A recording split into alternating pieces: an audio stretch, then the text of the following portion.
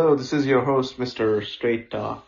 This is July 15th. Just a disclaimer, I will be speaking without a guest today, and I'm not an expert, so I'll be just speaking my mind as an open source for you guys to just think and try to share your views in the comments.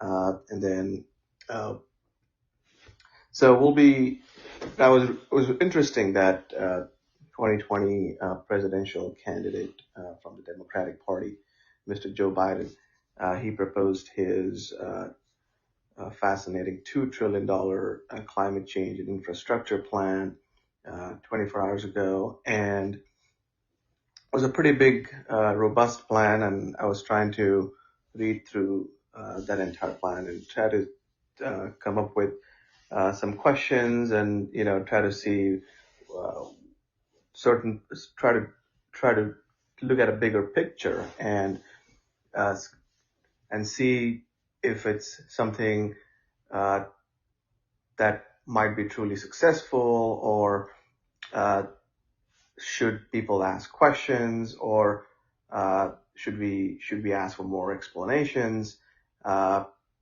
something in that direction.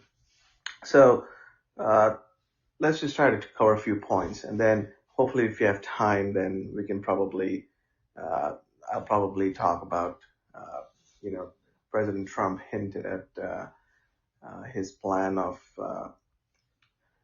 new immigration reform act that he was going to propose, and just to cover a few points where the current immigration system in the United States is, and what could categorize as a fair immigration system for the country as a nation. So if we have time, I can probably talk a little bit more about that. Feel free to join and comment. And this is a live podcast. And as usual, I don't edit any of my podcasts, and I just speak. So if I stop, I'm probably thinking for some words that I don't have right now. That's I'm trying to think for the right words, and that's usually what happens. So don't consider this as a polished podcast. I'm not a polished person, so I just an ordinary guy. Okay, so let's start with Mr. Biden's infrastructure plan. So the first point that he talked about was, and by the way, we all should know this. People, especially people living in America, whether they are going to vote or not, the president of the country does affect where they live. So people who are citizens should definitely read this. People who are not citizens and not eligible to vote, but they should still understand the policies that the leaders of the country propose, so they are equally affected where they work and where they live. So I think it's just best for everybody to review it, and everybody to review the points that are presented by each of the candidates, one by President Trump and one by the presidential candidate Biden. So let's start with the infrastructure plan as proposed by Joe Biden. So it's a pretty hefty bill on the taxpayer. So it's a $2 trillion plus. I would say plus, and I'll explain to you guys why I feel it's not just going to be $2 trillion. It's probably going to be beyond that. So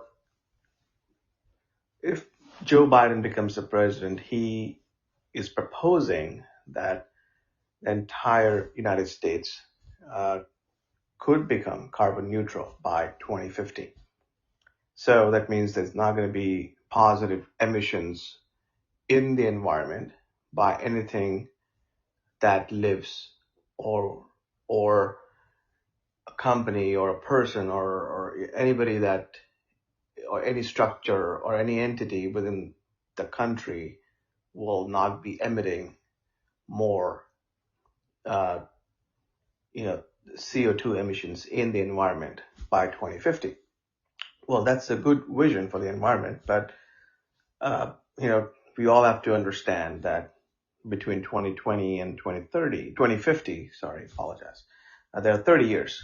And between 30 years, there could be 7 more elections. And, there's always a possibility that, if Joe Biden wins this time, there could be change in next 4 years or 8 years or beyond between now and 2050. And there could be, Republican presidents who may decide that, or there could be change in Senate and House, and the Congress may decide this is not a good bill, and there could be hurdles. And so that 2020, 2050 goal, if it's started in that direction, if that proposal is put on to work, that may take more than that. Just that everybody should just have that, that clarity that, okay, it's a proposed 30-year plan, but that may take more. So that's the simple fact.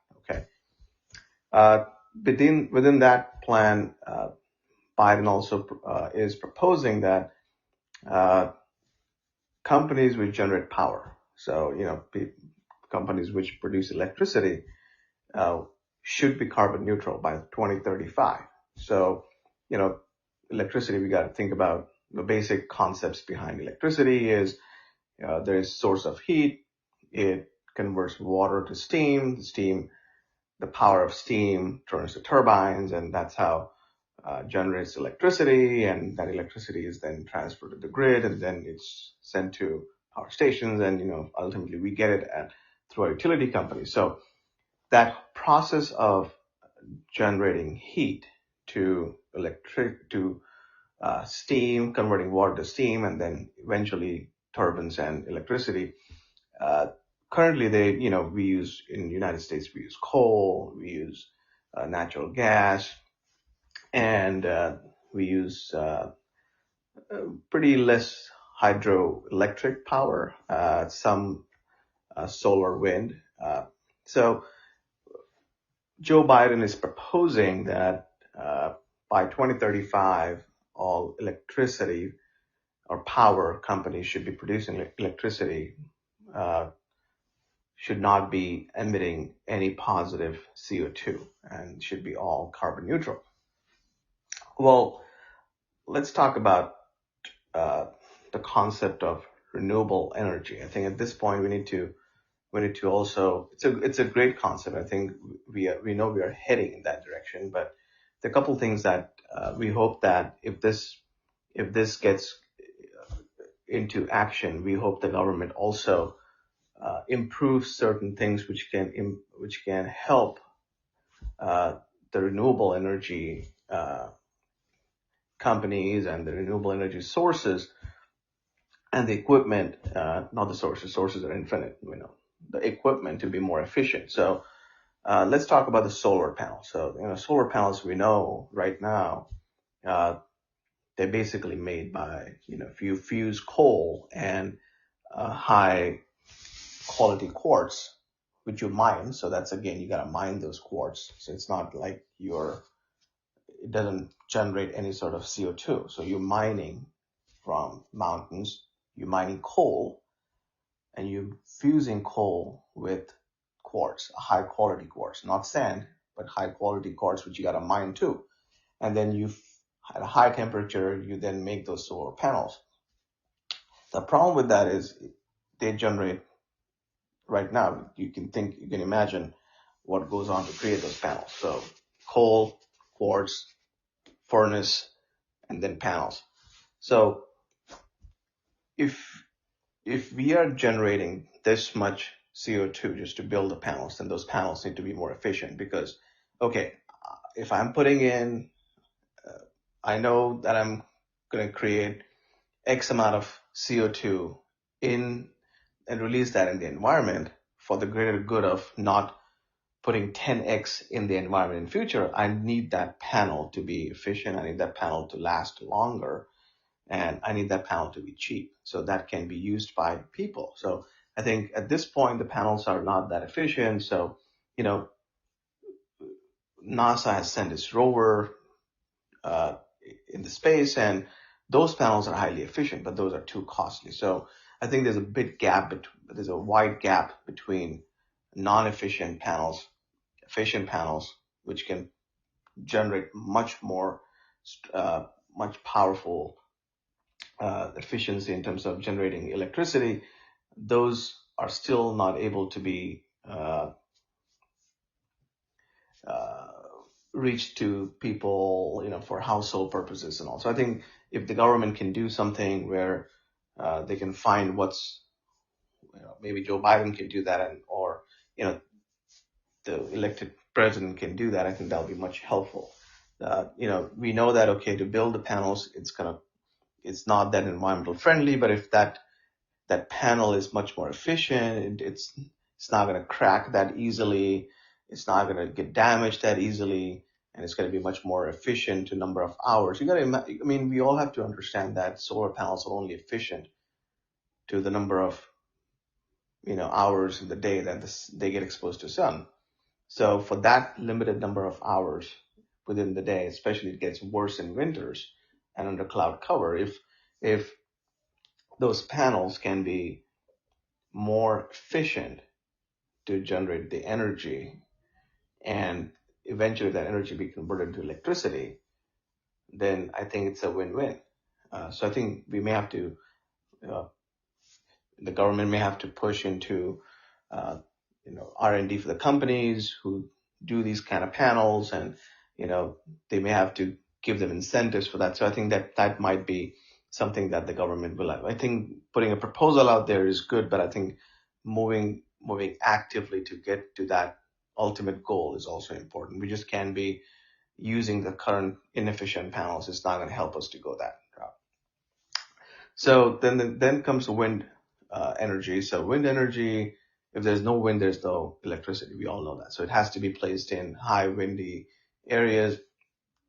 The turbines, the blades, those are made up of composite. So there's always, some sort of CO2 or, not environmentally friendly equipment that is part of that solution. But again, as we said, as long as they're efficient, as long as they're going to be uh, doing and continue to produce electricity for many, many years without breaking down, then that initial release of carbon in the environment can go a long way of not releasing years of carbon. But I think the problem now with wind energy is you need to have a pretty big area dedicated for those big turbines to be installed, and the amount of electricity that's generated is not that great. So again, there still needs work to be done. We have big companies who are working in that direction. You have, uh, with Power Electric, 30% of power is generated by American company General Electric. So I'm sure they would be doing something in that direction to get more efficient. Uh, uh, well, let's talk about other renewable energy uh, that people are now talking about, biomass. So what is biomass? The biomass is where we use, I mean, not we, I mean, I don't use it, but people use uh, things like wood chips. Uh, People use things like uh, gas coming out of uh, garbage, or things which are biofuels to again generate that heat, to convert water to steam, and then. But the problem with that is again efficiency of those things, and you you start reading some articles out there, and then you start reading things where people put rubber tires or tire particles, crushed tires into the biomass, and that can sometimes just to increase the temperature uh, of the burning wood, and that's not again good for the environment. But again, those things are happening in the back end, which the government probably doesn't know. I think the government has to put strict laws in place and strict punishment for deviating away from the cause of going towards renewable energy. Uh, Then there's other alternatives towards renewable energies are geothermal sources where there's energy from the core of the earth, which is used to again convert that water to steam, then that steam to electricity through turbines.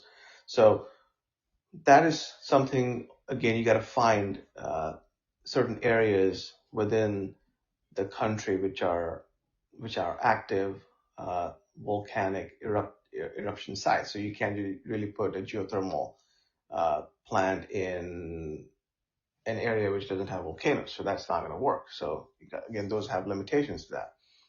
Hydroelectric power, people people call it renewable because again, water is infinite. It's going to recycle itself. But then there's also a debate about you changing uh, the fisheries, local fisheries, and you're changing the line and direction of water. So how that really is not kind of environmentally friendly. So there's debate, open debate about that.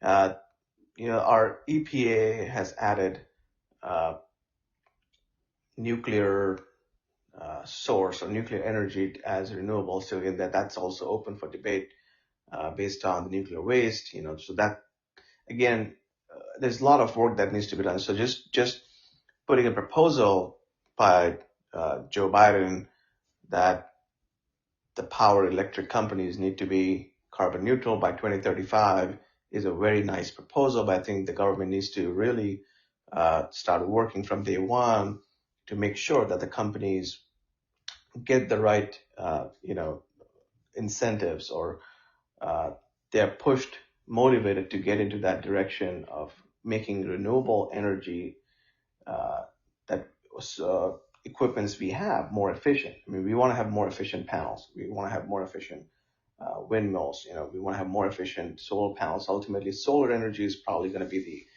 the way to go, and plus battery storage. So you got to store that energy from that high efficient panels into battery equipments. And then when there's no sun, when there's no wind, then you can use that stored battery and release that. So there's no downtime in uh, for the the grids basically. And at some point, I think the government really have to have some sort of a backup. Natural gas is somewhat cleaner. I mean, it's not the cleanest, but it's somewhat cleaner than coal, and you can always have that as something which augments. So I think it might be better for the government to be more clear and Joe Biden to be more clear about combining solar, wind, and other renewable sources which are carbon neutral with other low carbon emitting sources for energy. Then he also talks about Buy American plan. I think that's always good. You buy American, you live where you are, you buy local, and that's going to help with the economy, that's going to help with the jobs. So that's always a good thing. So no one's going to say anything against that. So that's a good thing. Uh, one of the points that he also mentioned in his infrastructure plan was uh, to build uh, somewhere around 500,000 public car charging stations throughout the country. And we got to ask. Again, it's a great thought, but we got to ask, and the government needs to really see where the source of that power is coming from. If it's coming from coal, it's not really good. So, I mean, all these things are fine, but we as people need to start looking into much more deeper. We got to dissect these out into deeper layers and try to find out what's really underneath the hood. I mean, we're using electric cars. What's charging that battery? Is it coming from the energy coming from coal? Is not. So you're basically driving a coal car. So you're not driving an electric car. You're not driving an EV, but basically driving a coal powered car. So we have to think about that as well. Uh, he also proposed that he wants to increase uh, green energy fuel based public transportations in major high density cities. I think that's a great thought. Our are great, are big cities. Some of them are pretty good. New York City is pretty great. San Francisco is great for public transportation, but there are some which are not. So we have to make sure that we really uh, improve our uh, public transportation, not just the buses, but also subways and all those things where common person does not need to feel a need to use a car, or public transportation should be pretty efficient in 2020 and beyond. I mean, this is high tech. He also talks about going towards interstate or throughout nationwide high-speed trains, bullet trains, and all. I think that's a great thing. But here we also have to understand that the government, when they do all these great projects, they also make sure that the companies which make these infrastructure equipments or projects are American companies. I mean, you know, we as part of World Trade Organization, we as a nation, America as a nation, along with other partners of WTO, uh, they accept bids from other countries. But such bids should not be. There should be something in. And I would be keen to see if Mr. Biden has some clause, or he would be open to put that clause in to protect American companies and especially American infrastructure, which is, I would say, it's national defense. You cannot have uh, a non-American company bid for those projects and get those projects at undercutting an American company bidding for that same project and taking over the infrastructure of the company of the country. So I think I would like to see, and should we should we should ask for, you know, Joe Biden and his campaign to see if there's likely more transparency into who is going to be eligible towards getting those infrastructure projects. It better be American companies, it better be, you know, U.S. citizens and U.S. Residents getting those jobs, and not somebody, from a foreign nation coming in just for that particular project and then going away, and then So I think that also needs to be more transparent about those things. He talks about uh, taking advantage of rights of way along the roads and railways to rebuild these big highway projects and bridges. He also talks about building the next generation electric grid transmission to promote battery storage technology for the utility companies. Uh, Again, I think all these are great things, but I think Biden needs to put a little bit more, especially when he's coming from a Democratic Party. I mean, Democratic Party and Democrats are known to be pro-regulation, pro-red tape. So I think at this point, 2020 is a time for them to really come out in front of the nation and maybe tell the nation, that it's not going to be about regulation, it's not going to be about red tapes, just for national defense, infrastructure. We'll be making it very easy for the companies to come in, because what we don't want to see is these big proposals. And we all know, during elections, we see proposals from each candidate, each party, and we don't want to see things which are going to be just a dream, right? We want to have some sort of action into that proposal. So we want to see some steps taken towards that. We don't want to see hurdles at each step. So having extra regulation towards these projects, towards these bridges, towards these battery storage, towards these utility lines, towards this grid transmission, towards these high rails, towards public transportation, towards these energy charging stations. We don't want to see some government agency coming down and putting a stop at each step. I mean, you want to see this, once this project starts, you get all access until it's done. And there should be a timeline. So all these red tapes need to be cut across the board. Uh, I mean, it would be nice if these proposals come with a headline, no more red tapes, and that would be fantastic. But I wish the Biden campaign can be more open about that as well. That'll be much more helpful for people to support him. People, that'll be something for everybody who's living in this country, working in this country, no matter whether they're able to vote or not. It'll be a much better vision for what's going to happen in the next few years. Then he talks about providing incentives for the research and development uh, for technologies and the companies that want to capture carbon from the environment and then maybe reuse that towards energy. Again, a concept which I'm sure American companies, full of talent, they can do that. I think that's a great point to provide incentive for that. So again, that's a good thing. Uh, then he talks about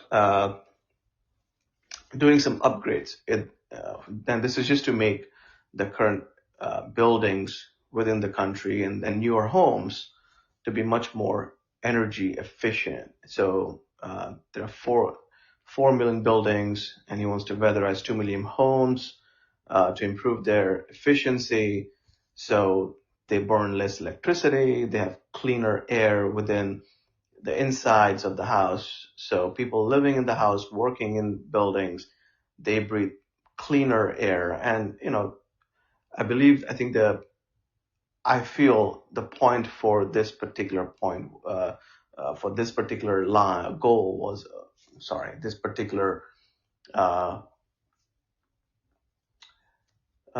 point was the pandemic situation. So I think they were focused more on okay, if there's another pandemic in future, then you're safe within your home or you're safe where you work because the air that you breathe is again much cleaner. I think it's nice, but again, we all also have to understand not everybody can afford, not all businesses can afford to change the entire building structures. You're talking about putting newer windows, newer doors. Okay, how much that's going to cost? Initial cost is always when newer things are introduced, they always are expensive, and over years things get cheaper. But will businesses be able to afford, uh, going through that spike in the cost to upgrade the building structures, upgrade their homes? So can people afford that? Are there going to be uh, subsidies from the government, and to what extent? And all those things, if and again, we have to understand, we talk about subsidies. Well, the subsidy is not coming from thin air. We taxpayers are paying towards that. So how much do we want to pay for all these points? And we don't mind paying, but we want to make sure that the government doesn't misuse those funds. The government doesn't waste those funds on regulations. The government does not, uh, sit on those funds and just, somebody on the desk in the government position just, you know, keeps that file locked in. Nobody looks at that and just dust piling on. So, we don't want any of that kind of red tapes, where we taxpayers put money in towards a project. That project needs to be done efficiently. So, uh, again, with all these fancy projects and fancy uh, ideas and plans, we want to make sure that uh, there is clean, transparent vision for no red tapes, no regulation that's going to put a damp on the efficiency of these plans. Again, he's also, when you talk about these building structures, he's also talking about stricter building codes and enforcement to ensure zero emissions from commercial and residential buildings. Well, again, these stricter codes. See, here's what I'm coming down to. These stricter codes, strict means regulation. We don't want to see regulation. I mean, I would imagine when we want to have this big change, we want to have less regulation, we want to have less friction, we want to just keep the wheel going so we get to see the results of the plan in not decades, but maybe a year or two. So that's why I wonder if these are going to be just fanciful and not a reality. So I think Joe Biden needs to work on with his party and with his uh, co-democrats to make sure uh, the public would like to know whether this is going to be, again, bogged down with regulations, stricter codes, stricter enforcement. He talks about creating over 5 million jobs, which is great. He also wants those jobs to be unionized so people get, they get to say, they have a say where they work and their jobs are protected a little bit better. So I think that's okay for job protection as long as, uh, you know, uh, these jobs stay in America. And then, when we're talking about jobs in America, I think, uh, let's talk about immigration. So I think Biden hasn't really proposed any, well, I haven't really read. I think he did propose immigration uh, reform or some part of his immigration act. But I think President Trump hinted towards uh, in his recent press conference a day, or I think yesterday, I don't quite remember, but a day or two ago, he hinted that he was going to bring an executive order on immigration reform. So I mean, let's talk about what fair immigration can be in 2020 and beyond. And we in America, our population is about 350 million. Uh, we are a big country, but compared to that size of the nation, we don't really have that many people in the country. And if you're talking about big changes in infrastructure, big changes in, uh, you know, these new projects, we need Americans working for those projects to make this a reality. We just can't pen these projects down and then sleep on it and wake up and this is done. We need people working towards these projects.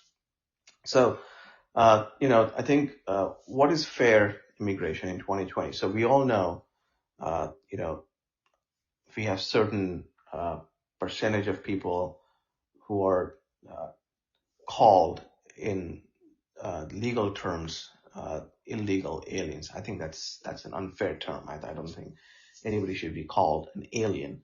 We all are humans, so I don't know why that term alien comes from, but uh, maybe unlawful resident is a good term. I think we should always use that term. That's fine.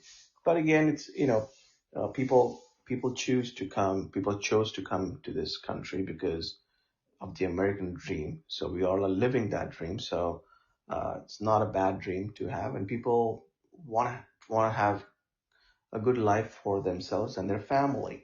But uh, but again, our country needs to have borders, so we cannot have open borders and people coming in. But what can we do for people who are in this country already? Can we do something for their benefit? So yes, I think fair immigration would, and if President Trump, if he's thinking about fair immigration, I think he should strongly think about what he can do for people who are in this country, and let's talk about who those people are. Those people could be undocumented people. Well, most undocumented people in the country are good people.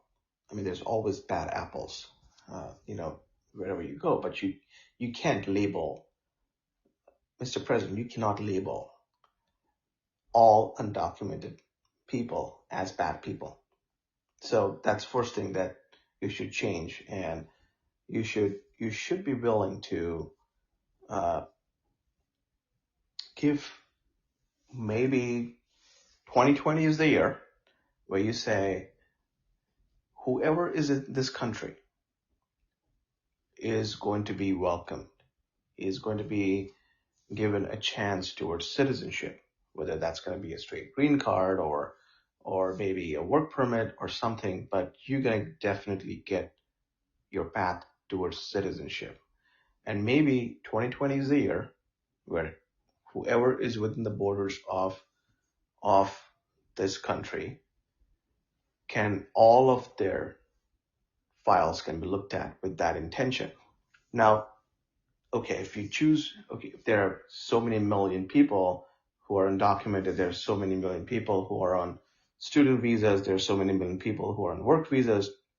So if we don't have more number of jobs than the number of people, then I think it's fair to stop any further immigration to come into the country.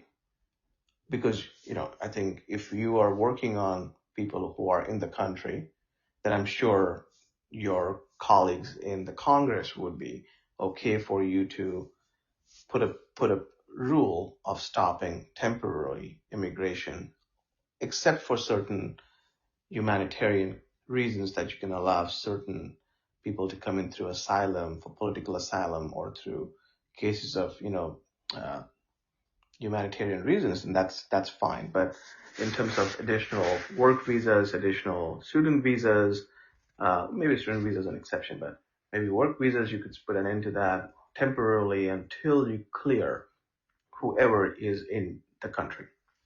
So that means DACA uh, recipients should directly. I mean, some of these DACA recipients have been living in this country for years. I mean, they don't know uh, which uh, which country their parents belonged. I mean, they probably haven't gone to that country because they lived in this country all their life.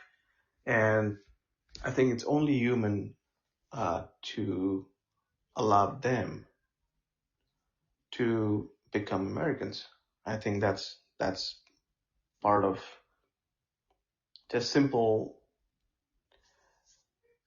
That's a simple core principle of humanity. I mean, there's nothing wrong with that. So I think that's fair. That's a fair point, Mr. President, to allow DACA recipients to get into a path of citizenship and get citizenship. So that's that. We talked about, again, if you find if any of the records of such individuals is found to be criminal in nature, yes, then of course they have to go through the proper deportation or through the proper, law, uh, court sessions and all. So all those things can play their roles in terms of, whether they serve jail time or they get deported and all those things. Those can happen. But as I said, majority of people who are in the country are good. There are always going to be bad apples, and you can't really enforce the law only targeting and looking towards the bad apple. So I think that's one thing that we hope that the President Trump in his uh, new immigration reform, or whatever you want to call it, executive order, he puts that in. Then let's talk about people who are on the work visa. So we're talking about equality in this country.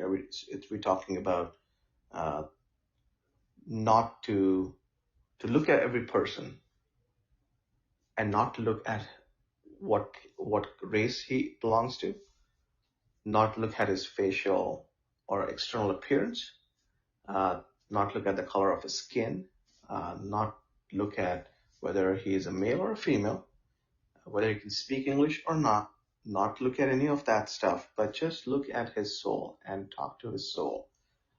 That's what basic humanity is.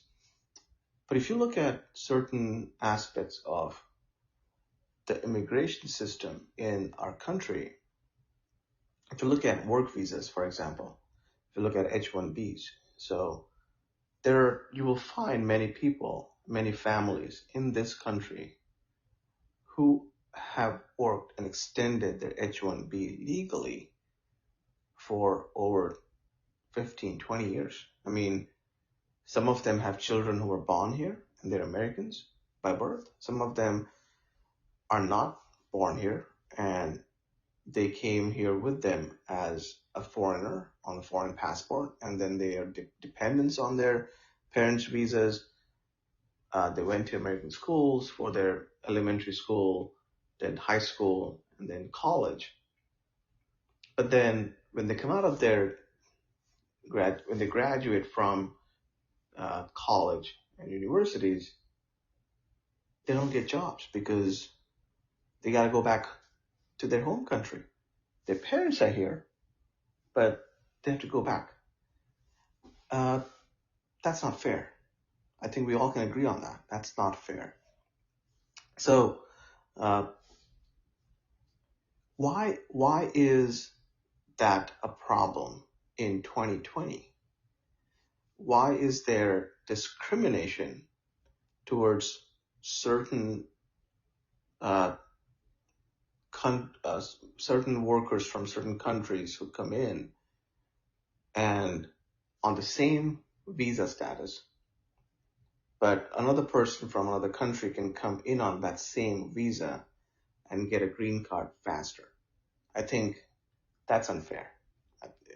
I, if my listeners are listening, and if my listeners are listening to that and if they can agree to that, uh, they can comment about it. But I think it's unfair for people from certain parts of the world on an H-1B uh, to uh, to live here on an H-1B status longer and not get a green card or a citizenship, but others can come in and get that green card faster. So I think that's unfair. So President Trump should probably look into that uh, strongly, and I hope in his executive order he has certain guidelines towards cleaning up this extensive discriminatory uh, uh, issues that is affecting the country and the workers in the country who are paying towards Social Security, Medicare, Medicaid, and all those things. You're paying for all the proper taxes, and you're supporting the retirement community uh, for all. And I think it, these folks should be also treated fairly. So I think maybe Trump can look into opening up green cards for people who are already in this country working without any sort of uh, without any sort of attachment towards, okay, where are you coming from, which country are you from. So those things he can say, okay, you know, person A, you've been here legally working for this company, boom, you got a green card. That's it. That's all it should be. There should not be any limitations. So we're talking about for 2020, if he makes that 2020 years, he legalizes everyone towards green card, whether you're undocumented, whether you're DACA, whether you're H-1B, and if you're on F-1B visa, which is a student visa, or dependents on these visas as well. So if you're on those kind of visas, then you can technically, if you're in a school, if you're here to study your master's, your PhDs, then of course we don't want you to go back to your country and learn, educate in America, learn what we do here, and then take that away from America. So I think we want you to.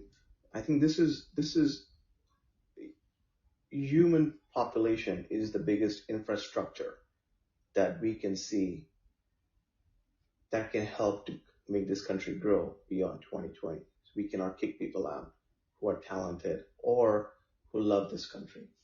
So I think we need to grow in population and we need to grow smartly, but we also need to treat people who are here fairly as well. So, and I think once you normalize all this, say if 2020 is the year where Trump says, you know what, people from DACA, people with H-1Bs, people with F-1s are all in this particular year who are in this country will get green cards.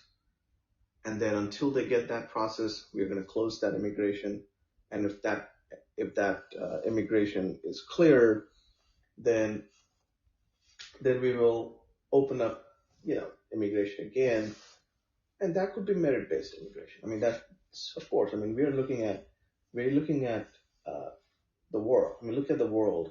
There's always everybody is competitive. Everybody's trying to get their own presence and their own dominance. So it's only fair for us in this country to expect that America also uh, maintains its world dominance, maintains its leadership in peace, leadership in technology, and leadership in strength. So it all has to work in sync. And for that, we, I mean, it's only fair for immigration from that point on, once everything is fairly done for people who are here, to then move in the direction of merit based. So you could say Trump can propose maybe in 2021, if he gets reelected, maybe he could open up, after this backlog is clear, he could open up merit based people to come in who are professionals, who are high skilled engineers, who are high skilled machinists, uh, people in agriculture, and all those things. They can have visas towards that. And again, these visas should not be. And even if any of the merit based, if they go back into the same old visa systems, I think it's unfair. It's unfair for any of these parties, Democratic parties or Republican parties, Congress, House or Senate, future presidents, to put baskets of people and profile them under countries and race. I think it should be just one visa category, one person under that category, and that's it. If you want to give 10,000 visas, whoever's the first 10,000 gets it.